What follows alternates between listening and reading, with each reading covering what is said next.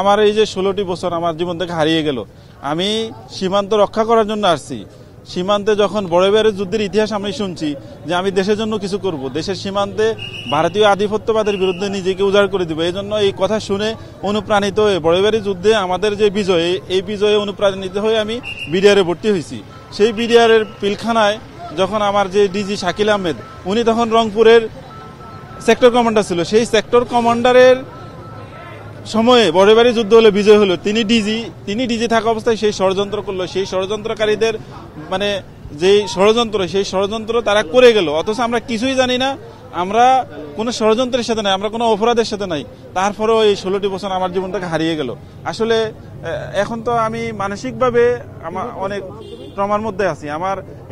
এখন আমি চিকিৎসা করাইতে হবে, আমি অনেক অসুস্থ। আমার এই জীবন থেকে এই 16 বছর ফিরে পাওয়ার কোনো সুযোগ নেই। তো যারা এই ঘটনার সাথে সম্পৃক্ত, আমি তাদের দৃষ্টান্তমূলক শাস্তি কামনা করি, এবং যারা শহীদ হয়েছেন যে সেই 57 জন সেনা কর্মকর্তা, আমার প্রিয় অফিসার, আমি তাদের জান্নাতের সর্বোচ্চ মর্যাদা কামনা করি। আমরা বিশ্বাস করি যে আমাদের বিরুদ্ধে যে ষড়যন্ত্র হয়েছিল, সেই ষড়যন্ত্রর যে পরে এখন যে দেশের পরিবর্তন হয়েছে, এই পরিবর্তনে আমরা মনে করি, আমরা বিশ্বাস করি হয়তোবা ন্যায় বিচার পাবো। এটাই আল্লাহর কাছে আমরা কামনা করি এবং কর্তৃপক্ষের কাছে কামনা করি।